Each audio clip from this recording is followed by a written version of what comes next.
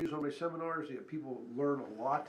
I have had some people, and people pay attention. I mean, I don't mean that the way it sounds, but sometimes you have these seminars, and I've had several folks come in just this week and maybe last that they ask questions, and the questions that they ask, I know they paid attention to what we're talking about. So that's because most folks come to they want to hear information on this topic.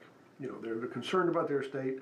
They're concerned about long-term care. They're concerned about politics. They want to make sure that their lifetime wealth gets preserved and gets sent to the subsequent generations, or nothing else is preserved for them to have during their retirement years. It makes sense. Everybody's interested in that. So anyway, come to it. It's not too early to RSVP for it. We actually have quite a few already, according to what Courtney tells me. She keeps up with that. But you can just RSVP by calling my office at Pierchoski Estate Law, Pierchoski Elder Law at 931-363-7222. And like I say, for the gentleman who says I don't say my phone number enough and I say it too fast, 931-363-7222. Or you go to estateplanstand.com, my website. I think you can sign up for that. Just the RSVP process is very loose. Just let us know how many of you are coming, and that's good enough. And if you can't commit until, say, 8 o'clock Saturday morning, just pop in. Just drop in. We always have drop-ins. Very good. And, of course, the program here is an interactive program. If you've got questions or would like comments or anything you'd like to talk with Stan about, the phone lines are open here, too. And that is a different phone number. If you want to ask questions, don't call the one I just gave. Call this one. 766-9393. 766-9393 is the number here. So I want to talk about something today that I think most people can relate to. First of all, it's summer. I mean, I probably don't have to tell you that. It's summer and schools are out. And a lot of people have vacations planned, or maybe long weekends. Next weekend, classic case with the 4th on a Friday, which the 4th is like one of those holidays where you just get the day wherever it falls. That's right. If it falls on a Wednesday, you just get the Wednesday. That's right. Well, when it falls on a Friday, you get the 3-day weekend, and a lot of people, I'm sure, will take maybe Thursday. Or if it falls on a Thursday, they'll take the Friday. Yeah. So you have a long weekend. So we got one of those coming up, and people travel a lot. I just want to put the thought in your mind. A lot of people that have minor children, or people that they're taking care of, maybe even adult children, special needs children. When you're traveling and all that, there's always a risk. And that's when things can happen to people. You're traveling, especially things you don't see happening. And I've said it for years, you can be a really safe driver. Yes. And you say, somebody says, be careful driving. It's like, I'm always careful as a driver. And most of the time when there's an accident, it's not you, it's something else, some other circumstance. Right. It's the thing you don't see coming. If you see it coming, you can pretty much avoid it. So, that's right. And they come out of nowhere. And I'm to speak from something we experienced this week, like that. Something happened to a client. But it can happen at any time. And the thing you need to think about is what's gonna happen to my family if something like an accident like that would happen while we're traveling on vacation, or we're traveling on a long weekend, or going somewhere. Because when you get out and travel, that's kind of like the highest risk point of the trip in a way. And so think about that. Be prepared. Now if you're listening to me and you have minor children, I'm talking directly to you. If you're a grandparent and you have adult children who have minor children, that's something you might want to have a conversation with your kids about doing some of the guardianship that we do, because guardianship is not something that just happens automatic. Right. In other words, if you have a minor child and something happens to the parents, and you have a little powwow around the dinner table where you say, okay, I'm a grandfather. If anything happens to you guys, I'll be more than happy to take care of the kids. If the parents are not available, I'll take care of the kids. And so that's great that you have that understanding, but that doesn't grant the guardianship. Guardianship in Tennessee always ends up with a court order. So you got to go to court and the court will appoint who the guardian is. Right. Now, there's a way to make that and shift that process and hedge it in your favor if you want to name somebody. Okay, so sit down and, there's a whole process of how to name guardians. There's a lot of things you can think of. A lot of folks just say, well, Aunt Gertrude will take care of it, But, you got to think about things like, well, does Aunt Gertrude have the wherewithal to suddenly take care of 2 or 3 children or whatever? Yeah. Do you have a life insurance policy that might go with Aunt Gertrude so that she can have the wherewithal to raise more people and feed them and stuff like that? Also, people have certain morals and stuff that they want their children brought up with. A lot of people like to homeschool. A lot of people deal with, corporal punishment or no corporal punishment. Oh, yeah. Just your religious values. Sure. There's a lot of things. So ideally, you want somebody that's just a clone of yourself to raise your children, right? Right, But you're not going to get that. You're going to get the next best thing. But you want to consider all that. And one thing that you really shouldn't consider is somebody that has more money. You know what I mean? Here's an example. When my kids were little, we did some guardianship for them.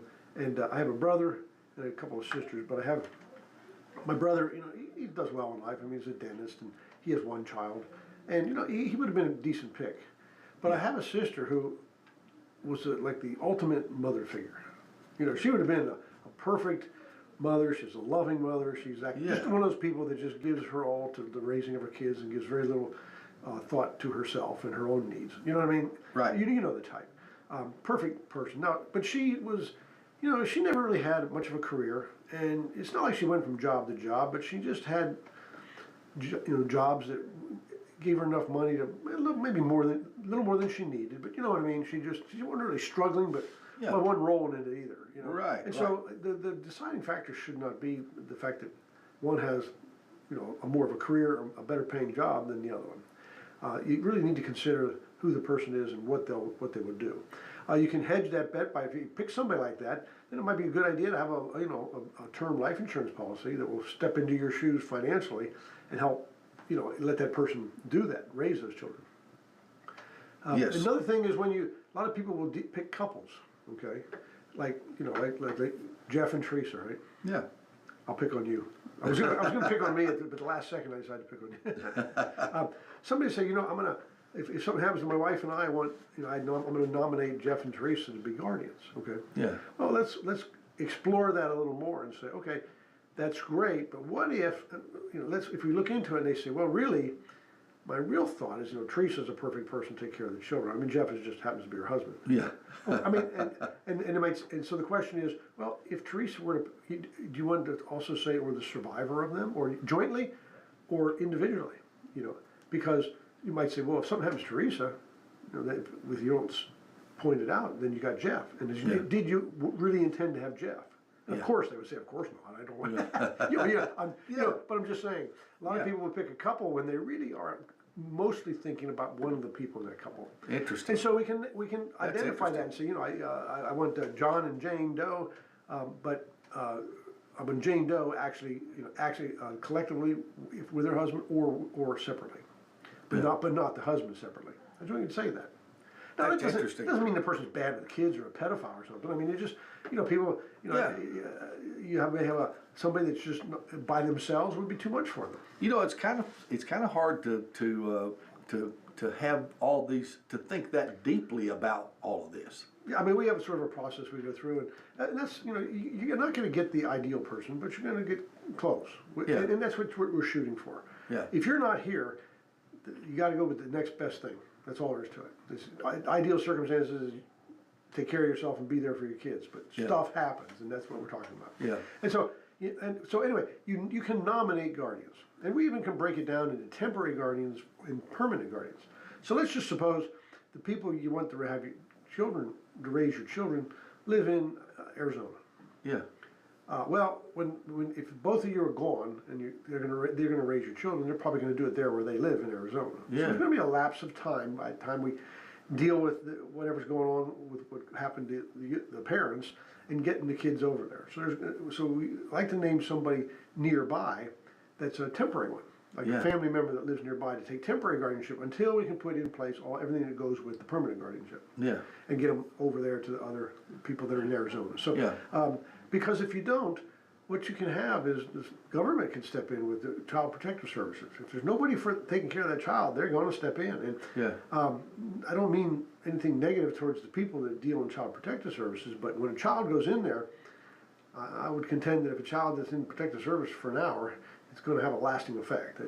You have a child that deals with the loss of his parents and then thrust into an unknown home and unknown people. I mean, it's a lot for them to take in. If you have somebody nearby kind of like, I use the word maybe first responder in a child situation. Yeah. It can be there, that's familiar to that child. You can certainly mitigate that. And so, and the police forces are happy when that's in place. I know we spoke to Chief Dickey over in Pulaski one time, brought him to a seminar and explained the process, and his response was just that was a great thing to do, because my officers have always been upset when there's nothing they can do when there's children involved. And so, so quick question on, and I don't know if there's a standard answer for this or even what the answer might be, but what is the timing like when a tragedy like that happens and kids must be placed with, and even if there's a system in place, you said it takes a process. And so how much time does that process take normally, or something like that? Well, the actual people taking care of them can happen immediately, but the actual court order I was leading up to can take a little bit of time. Yeah. And it can be quicker than normal, because I said earlier that all guardianship ends up with a court order. Yeah. But what we can do is hedge our bet to make sure we get the people we want. Yeah. Because when you go to court to select a guardian, the statute gives the court guidance on things to consider. Yeah. And one of the things the court's supposed to give great weight to is if the parent has nominated somebody during life. Yes. And if you read between the lines on that, if somebody's nominated somebody during life, what that means is the parents have thought about that. Yeah. They have weighed these options that we're talking about. And the person they selected is their collective choice of what they would want. Yeah. Right? So absent some compelling evidence that would disqualify that person, you know what I mean? Find out the person you name is Charles Manson, or it's or somebody's got a horrible sex offender registry or something. But I'm just saying that's kind of reaching. But I'm just saying they would give that great weight, and it's hard to overcome that, because a lot of people just throw their hat in the ring when there's children out there, especially if you're a responsible parent and you have a life insurance policy to step in your financial shoes. That suddenly makes it attractive for people who want to take care of those children. And so I'm trying to gingerly say there's bad actors in every family. And so we want to avoid that. But so if we, I've been to court on this many times, where we have presented the nomination documentations that these people chose. And I've not yet known it, haven't done that many, but probably done half a dozen of them, have not yet known it, that not end up with the people that the parents chose. Yeah. Because of the way that's, so yes, you have to go and get this court order, you gotta go to court over, but you can stack the deck heavily in your favor to get what you want by doing this nomination of people and memorializing it. So sitting around the table and saying, okay, Aunt Gertrude's gonna take care of the kids if anything happens to me, it's a matter of proof now, and it's not very strong proof. Because you're not there to say that that's what you discussed. That's Aunt Gertrude saying it, and sometimes you can't say what the deceased person said. So it's a memorializing. So what are the documentation that is necessary for Not a big deal. They pretty much have some language in it. If my wife, or in my case, it would say if my wife's not available, here's who we want. Because if something happens to me and my wife, we're both the parents, right? Yeah. If one of the parents is still around, we're not there yet. That's good enough. But if it would say something like if my wife is not available to take care of the children, then this is who I pick, and there's some language in there for that. But when you do guardianship, it's not the same as custody or parental rights, okay? But so when you do guardianship, we also do the guardianship and nomination, and we also do the what we call the power of attorney for health care for the child, and power of attorney for everything else, the durable general power of attorney for the child as well. That helps us take care of the kid and raise them and make decisions, both medical decisions as well as when you get to school or financial decisions, stuff like that. That's a well-rounded set of documents that gives you full control of this child. Of course, we're always talking about minors, right? Children who are minors. And this is all under the heading of guardianship? Yep. We call it the Children's Protection Plan, and it deals with that. Now, it's not the same as a will. No, it is not the same as a will. Interesting. You can put in a will who you want. Yeah, I think this goes a couple steps further. I was going to say most people probably address this in a will. Well, here's what we do: if the people that come to me that do the kids' protection plan, if they have a will, we'll put that in their will. If they have a trust plan, which they typically do, we even put that language in the trust. Although the trust is not what controls it. But, okay. Yeah. Okay. But yeah, interesting. You can put it in a will, but still, this goes a step further with dealing with the power of attorneys as well, which you gotta have. Just a guardianship doesn't give you the blanket ability to make decisions on everything. Okay. As a parent with parental rights, yes, you have all those decisions by virtue, because the parental rights are very strong. And nobody else is gonna have parental rights, I mean, unless you have, the situation where you terminate somebody's parental rights, and even then, it's not the same as custody. Yeah, so I'm just trying to parse this out in my head. So you can't leave someone parental rights then? No. Okay. Okay. I mean, You live in guardianship, but not necessarily parental rights. I don't want to get into it because we don't do much of that. And that's family law, but Yeah. very real basic overview. Parental rights are something that are very, very strong. Okay, and you can't even give them up. Right. Well, you can give them up, but That happens in the adoption process. well, in court, there's something called a termination of parental rights. Yes. And the court can terminate your parental rights. Yes. There's certain proof that they got to follow, and elements you got to meet for the court to do that. Now, you can give up your parental rights, but only if there's somebody waiting in the wings to adopt. Yes. In other words, let's just say there's a deadbeat dad, that's Yeah. the term they used to use. Got a deadbeat dad, won't pay his child support. And if he could voluntarily waive his parental rights, I mean, he'd do it in a heartbeat, right? Because it's cheaper for him to do that.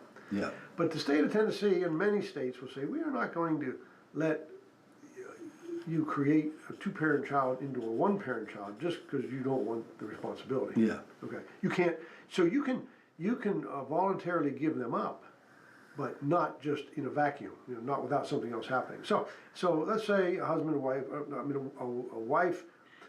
A woman who has 3 children gets remarried, Yes. and the new father wants to adopt. Yes. He can't adopt because the father's got parental rights.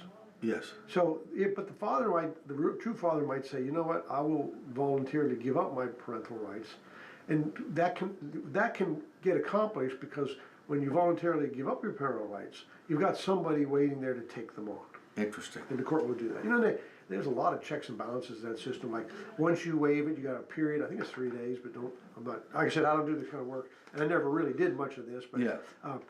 there's like a period where you can change your mind. Yeah. Kind of like a right of redemption. Yeah. And then before it becomes final and stuff like Yes. that. And there's all kind of things the court has to explain to you to make it perfectly clear what it is you're doing when you're giving these up. Now, if you don't want to give them up and you're in jail or you're a drug addict or you're a danger to the child, Sure. there's all kind of criteria that have to be proven. The court can take them from you. We used to call it a TPR, termination of parental rights. And the court can remove those rights from you and give them to someone else. But it takes the court to do that. Yeah. So those are very, very strong. So strong you really can't even give them away unless, like I said, unless somebody else is going to take them. Right. And so that's not what you're passing. You're Sure. passing this concept of guardianship, which is a notch down, but it's control of the child. It's to raise the child, take care of it, make all the decisions for it. Yeah. When I say it, I don't mean it, for the child. Yeah. And then when the child becomes age of majority, then they're on their own, Yeah. like normal. So and it's Fascinating. if the parents are gone, I mean, like I said, the ideal choice is really whatever the next best thing is. So Yeah. the next best thing is something that you should give some thought to it, think through some things. And we have a process for doing that. If you want to talk to me about it, we'll say these are the kind of things you need to consider. Yeah. Actually, at the seminars, I have these flyers that we pass out. I don't know if we do them at everyone, but I have a flyer that I'll be more than happy to share. I think it's called the 6 Common Mistakes When Picking Guardians. And, wow. Like one of them was that business about if you pick a couple, make Yes. sure you're okay with both of them. If you're not, you want to make sure you name just the one and make it clear. Yeah. Very interesting. Yeah. A lot of thought needs to go into this. You have minor children. I do. You have any that are adult yet? Your son old? Oh yeah. We do have an adult Okay. daughter Well, and son-in-law. Yes. I mean, that's a concern. Yeah. Absolutely. Now, Absolutely. an adult child might not be a perfect person for the guardian. And in our case, that's where we're set. Because you're only talking about till they become age majority. Right. You know, Right. so- Yeah. In our case, we've kind of settled those issues, but not everyone has the same availabilities and all that, so they have to do some thinking. That's right. That's Yeah. right. Very good stuff right there. Hey, the phone line here is 766-9393 if you'd like to talk to Stan this morning. We're in the middle of bulletproof estate planning with Stan Pierchoski. Pierchoski Estate Law, located in Pulaski, Tennessee. And we've been doing this on Fridays now for a little while. Almost about 2 years here. Yeah, one of our regulars is calling in. We'll see what she has in mind for today. Let me put her on speaker right there because it works better. Okay. All right, you're on now. Good morning. Can you hear me? We can. I was wondering if this advice would be true with you today. It's what we had years ago. I had to travel with my husband's son. It was just expected, and sometimes it was nationally, and sometimes it was internationally. We tried taking our child with us this time, but he was younger, and, well, I won't go into detail about that. I just didn't comfortable. So we did a will, and the attorney suggested some things that was true back then. He says, number one, exactly what you said, how to set it up, which is best for the child, which is an easy decision. But he also recommended having somebody on both sides of the family that worked well for us, because he said sometimes if one family's in charge of a child or children, the other family balk, or the child does about their, you're just wanting my money, you won't let me have it. And that works well for us, for my side of the family, to have, where if there's some kind of question. And he said also leave a loophole for you can't have money until a certain age, like 22, 25, and 30, or something like that, because he said he had a case that where this only child had inherited a bundle at something like 18 and went through it, and then did something bad to himself. Yeah. And also he said that in some cases, this was another state, a 16-year-old, a judge will give them credibility regardless of what you put in a will as to which family they want to go with. I just wanted to throw that out and see if that's true in wills and trusts in Tennessee. All right. Well, thank you now. Very good. Gosh, there's so many nuances to all this, I guess. There are, and some of those are not necessarily part of the guardianship, which is part of the Right. having a child of a certain age and stuff. Right. Let me see if I can go back to the first one. The first part of that was, what was the first part of that? Go ahead, name the child in the will to set up who the person's going to be. Oh, both sides of the family. Yeah, putting both sides. I think that would be very cumbersome to do that. In other words, I'm not sure what we're talking about. Are we talking about having a child and having shared time with the child like you do in a divorce? You know what I mean?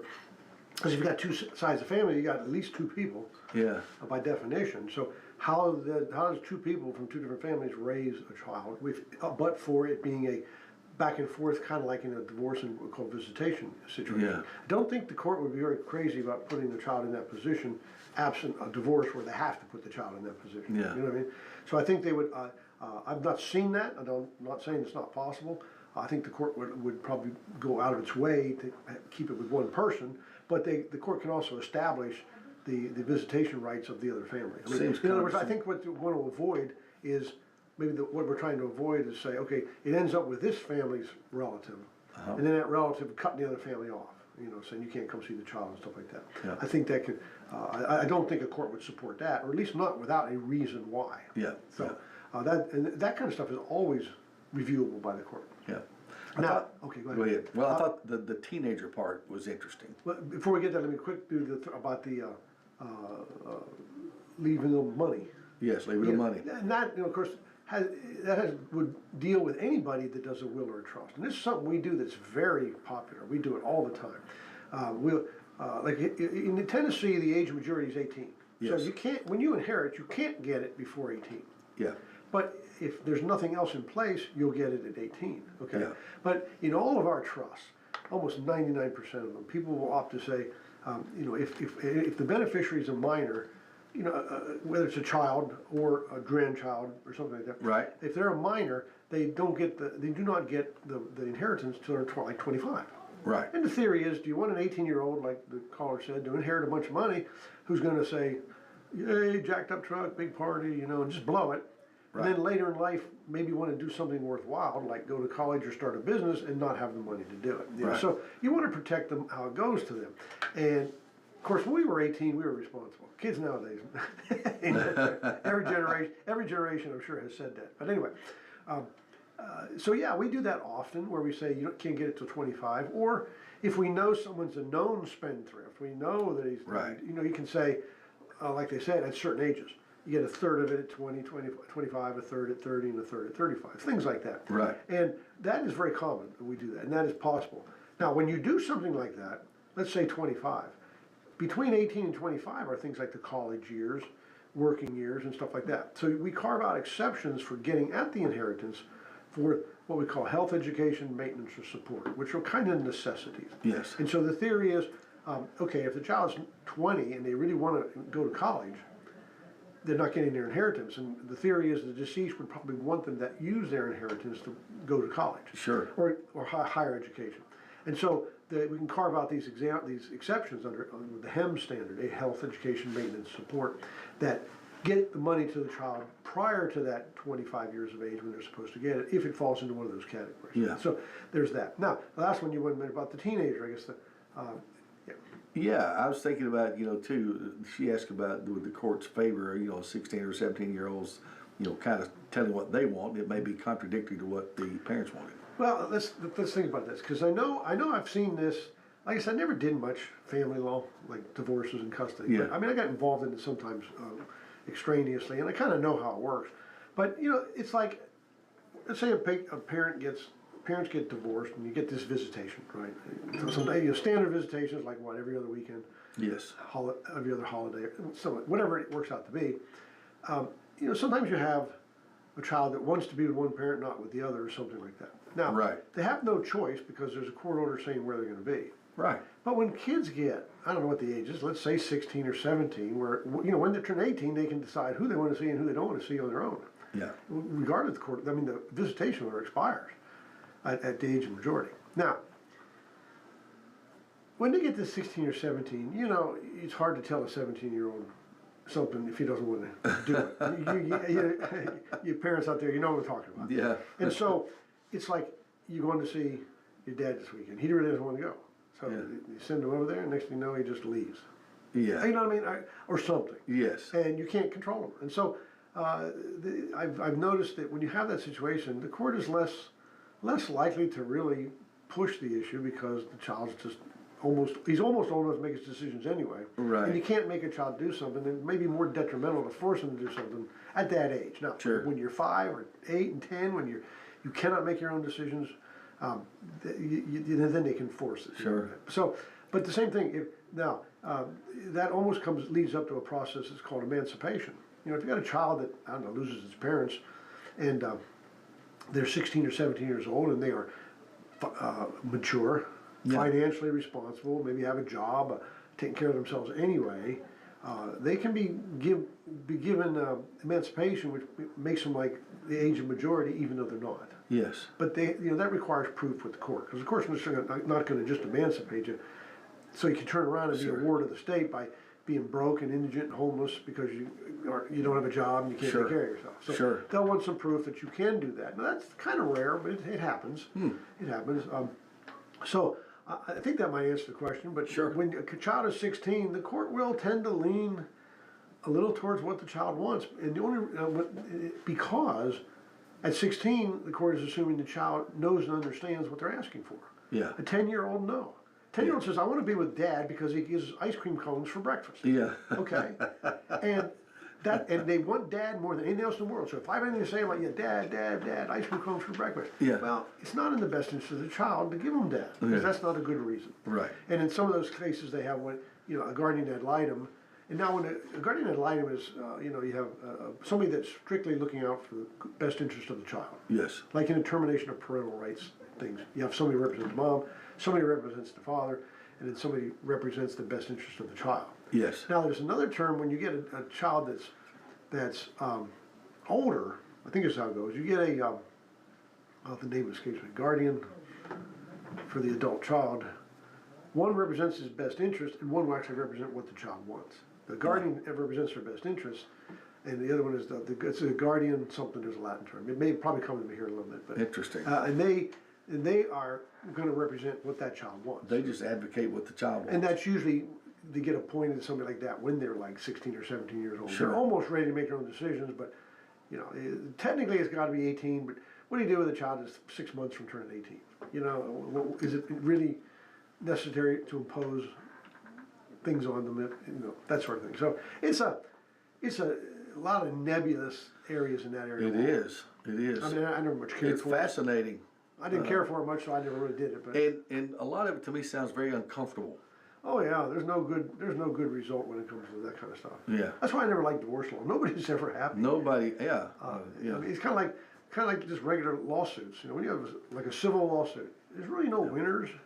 Yeah. Everybody Unfortunately, everybody got something they wanted and didn't get something they wanted. and unfortunately, it's very, very common in our Oh, yeah, society. it is. And not being critical of anybody, but I'm just saying, anybody who's been through it that I have known, don't count it as a happy It experience. was not a fun time. No. You betcha. Right. Even if it goes smooth.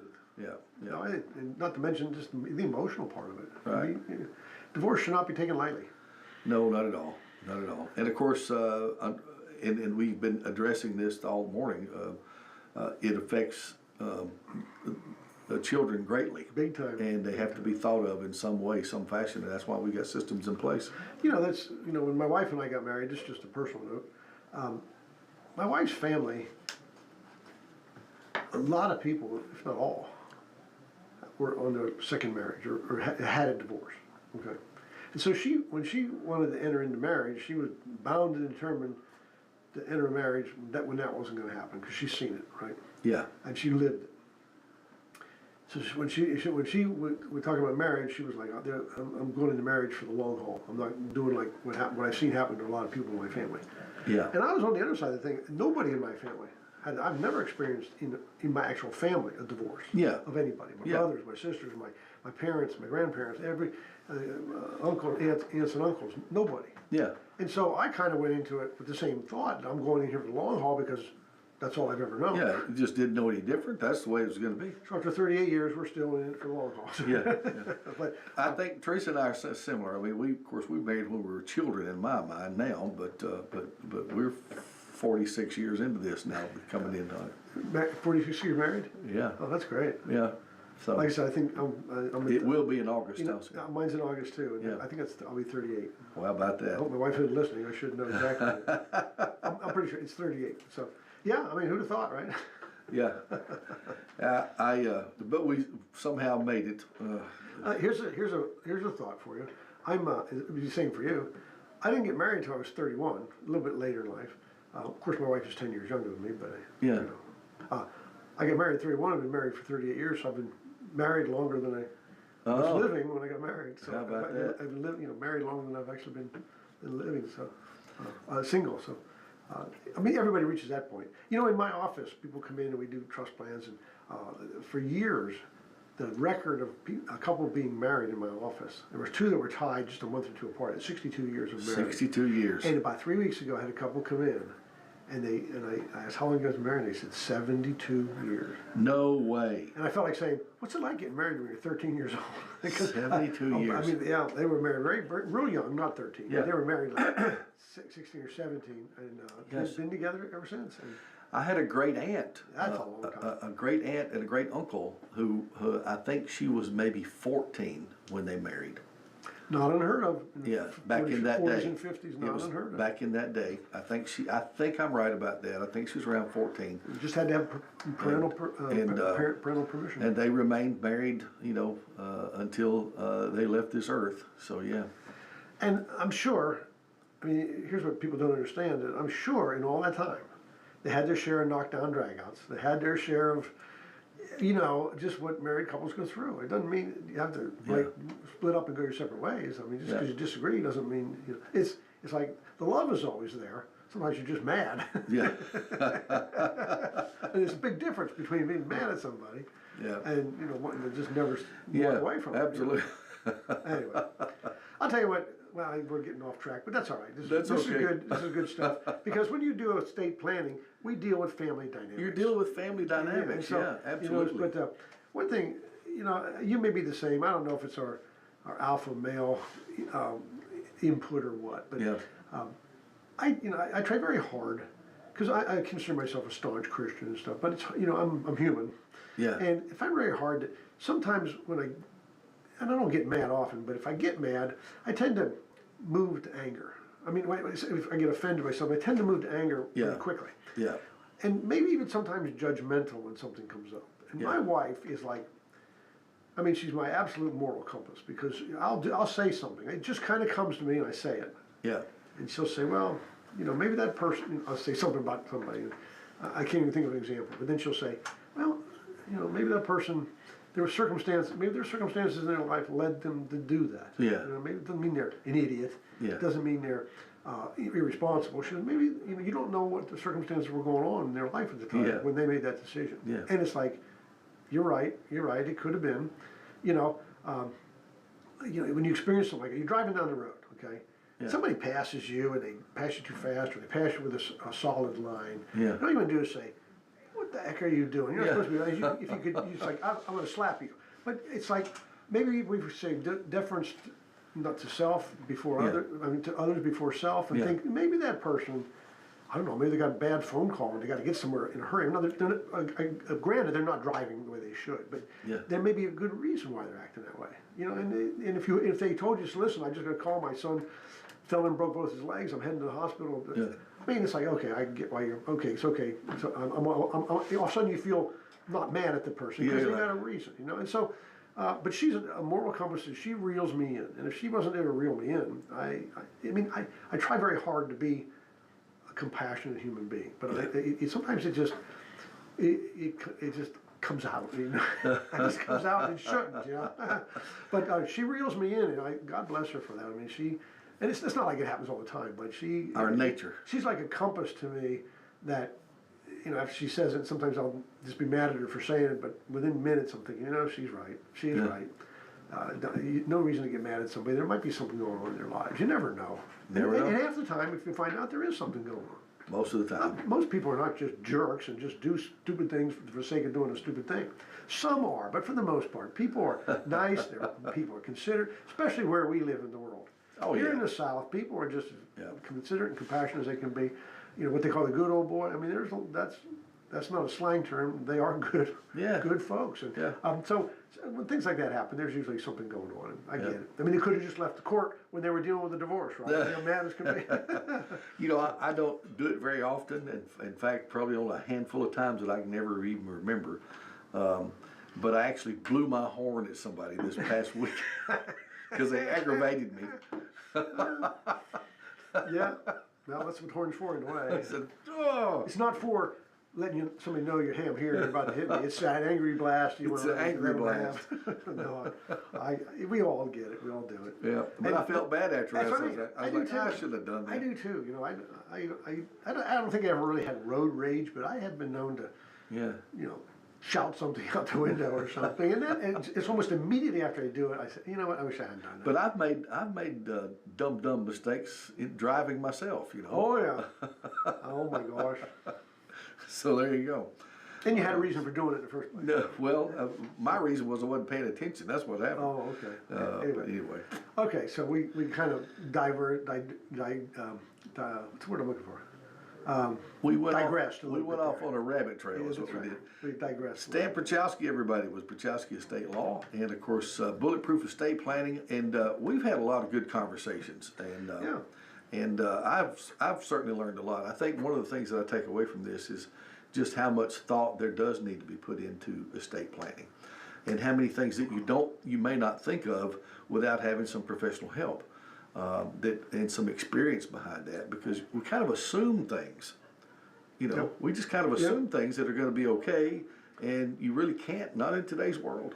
That's one of the reasons I do these radio shows and these seminars. Yeah. Now, the thought process you're talking about, I want to clarify, it's not a cumbersome thought process. No. It's actually decisions you want to make. Yeah. And so when you want to make these decisions, it's easy to do it.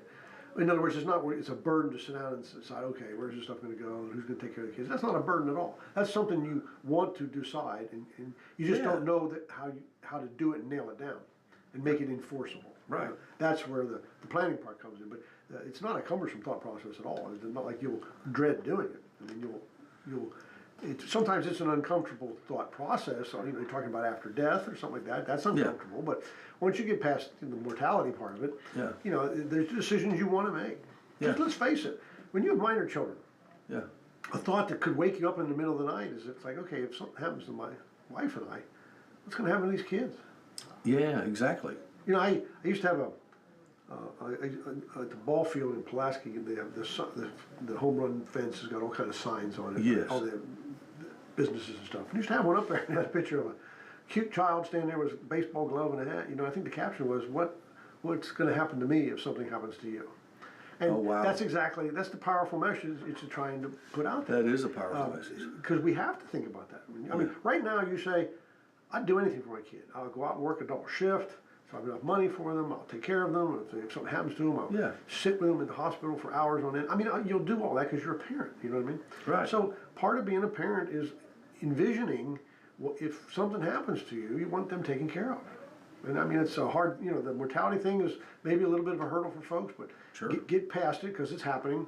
I don't like it any better than anybody else, but it's going to happen. And if it happens untimely, Yeah. you know, you see the life insurance commercials do it all the time. You know, they say, you know, if something happens to me, I don't want my kids struggling for money. So here, get a life insurance policy. So you have to embrace the concept and think about it. But those are not difficult decisions because once you start thinking about, okay, we need to think about who's going to take care of the kids, then you're going to want to start thinking and talking to your spouse about these people and say, this couple, and here I want it to be these folks because of all these things. Yeah. And then the other person chimes in, yeah, I agree, and because this and who else can we get in there? And because you also want to name alternates in case they're not available, just like any other fiduciary thing. So if you name, you know, if somebody names, like my daughter wanted to name my wife and I for her, the two grandchildren. And I said, we're happy to do it, but keep in mind, you know, we're of limited time. Yeah. If things go well, we're of a limited time. So be sure to name somebody after us. Yeah. You Yeah. know, and like one of your brothers, you know, her brothers just got married, they're trying to start a family, so they're kind of parents almost. Yeah. Like they're going to be. But you know, you might if you want an alternate, then go with that because they're younger, they're going to be parents. So you got to name a couple. So it's not just a one and done. You don't name somebody and be done with it because if they're not available, because you know how many times we say stuff happens. Well, stuff can happen to that person you pick. Exactly. And it could be all kind of things. It doesn't have to be death. I mean, good gosh, it could be incapacity themselves or moving off to Switzerland or something like that, or just a change in their personality that they just don't really want to take care of children. I mean, you can't impose it on people. If you don't want the kids, they don't have to take them just because you named it. Right. So you even want to discuss it with those people and say, hey, would you accept this responsibility? You don't want to name somebody that when the time comes, they're say, you know what, man, I don't want the job. I don't want the responsibility. No. So you want to think through all that stuff. And if the person you want to name hasn't got a lot of wherewithal, but they're the perfect person, go get a life insurance policy so that they'll have money to take care of. Those things they're solvable. They're simple solutions to all that stuff.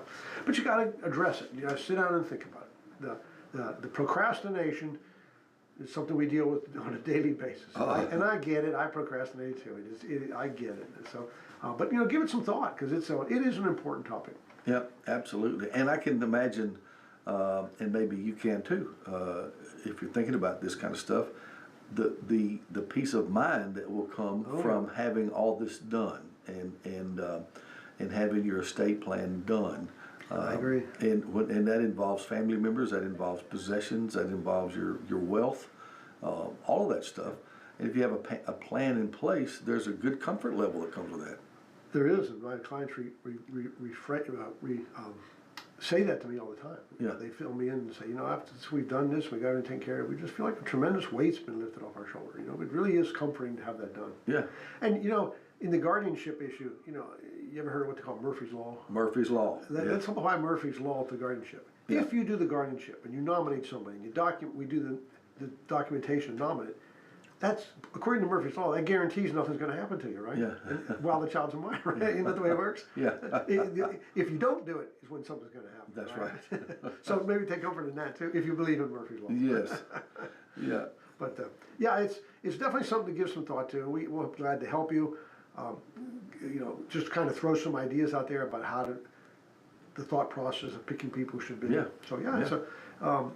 but and also just your general foundational planning, like you said, for you know, the natural course of events, and when you're gone, you want to take care of either take care of people, or you got your property distribution where you want it to go, and how you want it to help, and under what circumstances you want it to go, stuff like that. That's all part of it too. Yeah.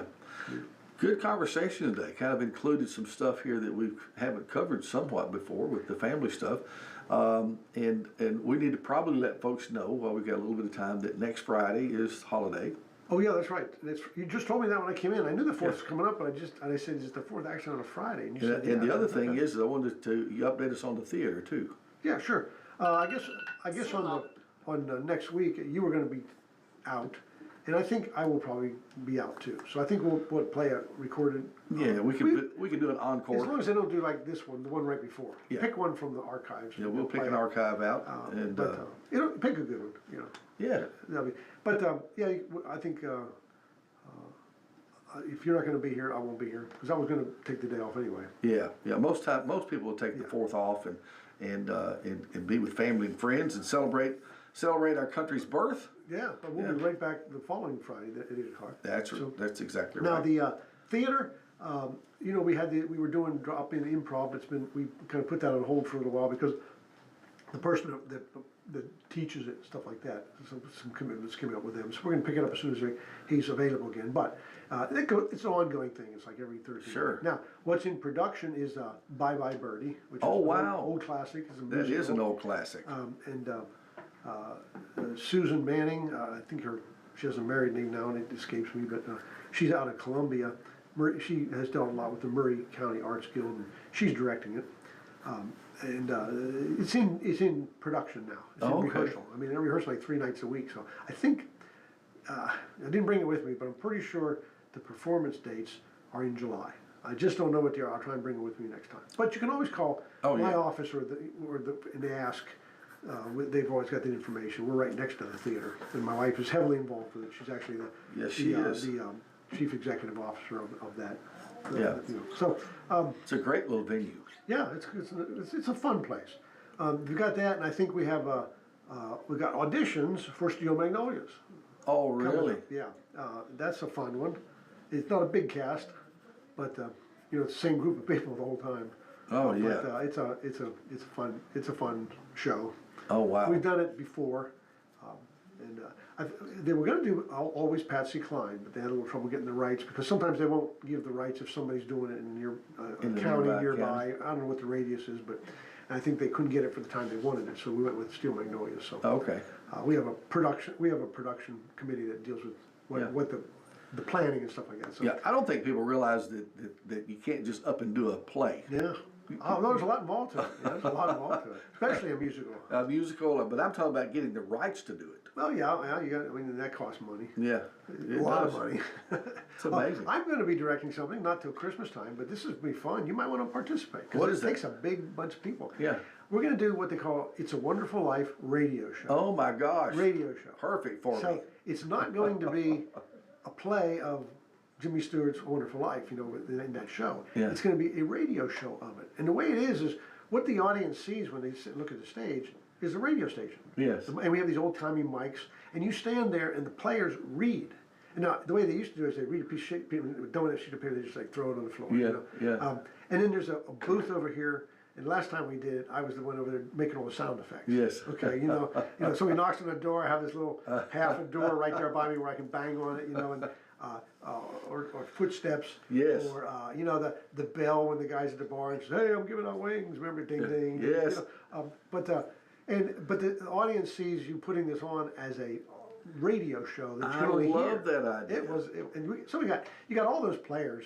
You got the guy that's the bad guy, Potter. Yes. The old crotchety guy. Yes. Who owns everything, and you got George Bailey and all the people, and I think what we even do is when we take a break or two, we sing. We have some girls that will sing some of those old time commercials and the jingles that they have. Like Plop Plop Fizz Fizz or something like that. That's reminiscent of Garrison Keillor. And the Prairie Home Companion, which I love to watch. It's a fun show to do because you don't have to memorize the lines. You got to be familiar with them because you're going to be reading them. I'm in. I want in on that. But if you want, it doesn't take a million practices I think either it'd be because fun. the biggest thing we do with practicing is making sure people are where they're supposed to be. They know when they're supposed to come to the mic and talk. Practice the interaction because even though you're reading the lines, it's got to sound like you're talking or you're angry or you're Yeah. talking in a loving voice or whatever, you know what I mean? Yes. Like the George Bailey when he freaks out when they can't find the $8,000. You know, it's got to be, it's acting to that extent. Yes. You know, but it's fun. It's a lot of fun. And so, That sounds like it's a a fun show. one to direct. I did it once before, and it was a big deal. That's a good deal. You know, it was actually what was fun about it was there was one of the shows, there was a knock on the door, and Yeah. the guy was reading the thing, and he's got his hand up. I guess he's already doing the knock on the door, and I wasn't looking at him, and I'm watching the script. I turned around and I went bang, bang, bang on the door, and I looked up, and he's standing there, and he turned around with his hands still up, and he looks at me like he didn't do it yet, you know. And we all just kind of shrugged our shoulders and went on, and so we got such a laugh out of the audience. We just kind of did that on every show and missed it because that happens when you're doing a radio show. Absolutely. It was fun. It was fun. That's a good deal. But anyway, we're right down to the end of it. So, seminar, July the 19th. Yes. Saturday, 10 o'clock. Wills, Trust, and a Nursing Home at the Star Theater in Pulaski. That's where we'll be doing all those shows we're talking about. Right on the square, right next to my office in the southeast corner. The physical address, 105 North 1st Street, Pulaski. If you want to talk to me about anything we talk about, this guardianship, or anything else that we talk about, Yeah. give my office a call at Pierchoski Estate Law, Pierchoski Elder Law. The number is 931-363-7222, or you go to my website, which is estateplanstand.com, and you can get the phone number there, or ask a question by email, RSVP for the show, or you can look at my calendar and see where I'm going to be publicly. And, Very good. And stuff like that. So, yeah. Got a great website, estateplanstand.com, so easy. And that phone number again, 363-7222. And again, Stan Pierchoski with the Pierchoski Estate Law. Thanks for being in here this Friday. I hope you have a great week. And I will see you virtually next week, and I will see you personally That's the right. week after that. Have a great 4th of July weekend. And You too, and all the audience, enjoy the 4th. It's a holiday we're celebrating, especially now. Take care, buddy. Bye.